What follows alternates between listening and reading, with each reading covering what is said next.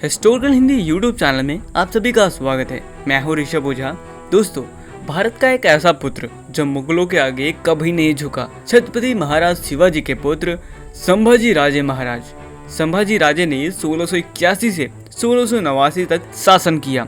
अपने कम समय के शासनकाल में 210 युद्ध लड़े और इसमें एक प्रमुख बात यह भी थी कि उनके पराक्रम की वजह से परेशान होकर औरंगजेब ने कसम खाई थी कि जब तक छत्रपति संभाजी राजे पकड़े नहीं जाएंगे वो अपना मुकुट सर पर नहीं चढ़ाएगा। संभाजी महाराज का जन्म 1657 में 14 मई को पुरंदर किले में एक मराठी हिंदू परिवार में मराठा शासक शिवाजी और उनकी पहली पत्नी साई बाई के घर में हुआ था। उनकी माता का देहांत हो गया था जब वो 2 साल के थे।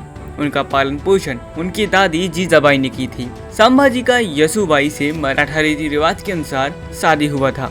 2 बच्चे थे, बेटी भवानी बाई, साहू नाम का एक बेटा जो बाद में मराठा साम्राज्य का छत्रपति बन गया।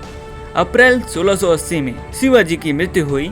संभाजी की सौतेली मां सोयराबाई ने दरबारियों और अन्य मंत्रियों के साथ मिलकर संभाजी के खिलाफ साजिश रची ताकि उन्हें सिंहासन के उत्तराधिकारी बनने से रोका जा सके और उनके बेटे राजा राम को सिंहासन पर बैठा दिया जाए। किंतु सेनापति मोहंते, जो कि वह राजा राम के सगे मामा होते हुए भी, उन्होंने यह साजिश नाकामयाब कर दिया और 16 जनवरी 1681 को संभाजी महाराज का विधिवत राज्याभिषेक कराया गया। औरंगजेब ने मराठा साम्राज्य पर हर तरफ से हमला करने की कोशिश की।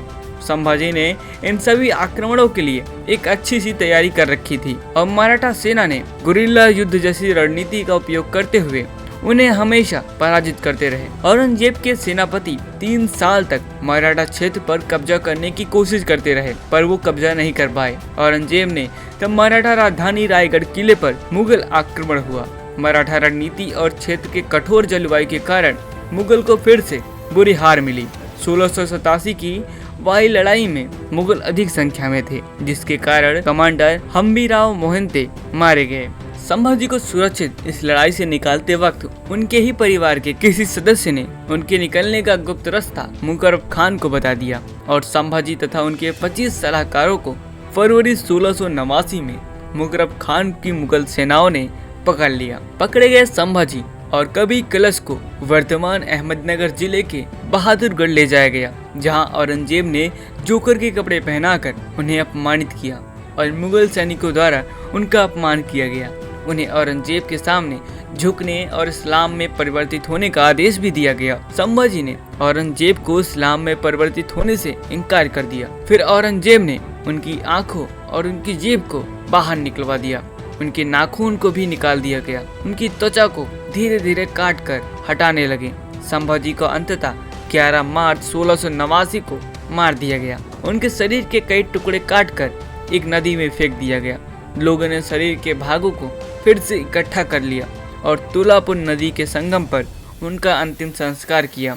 संभाजी की मृत्यु से मराठा साम्राज्य अव्यवस्था में चला गया और उनके छोटे सौतेले भाई राजा राम प्रथम ने सिंहासन ग्रहण किया, जबकि शांताजी घोरपड़े और धनाजी जाधव के तहत मराठा गुरिल्ला सेनाओं ने मुगल सेना को परेशान करना जारी रखा। संभाजी की मृत्यु के कुछ दिनों बाद राजधानी रायगढ़ किला मुगलों के हाथों में चला गया।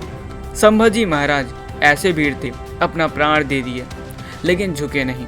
ऐसे वीर को हम सबको नमन करना चाहिए और हमें इतिहास में इनके बारे में भी पढ़ाना चाहिए। एक लाइक जरूर करें, अपने दोस्तों के साथ इस वीडियो को शेयर कीजिए। आप अपने विचार भी हमें कमेंट में बता सकते हैं। आज के वीडियो में इतना ही था। मिलते हैं अगली वीडियो में, तब तक के लिए धन्यवाद।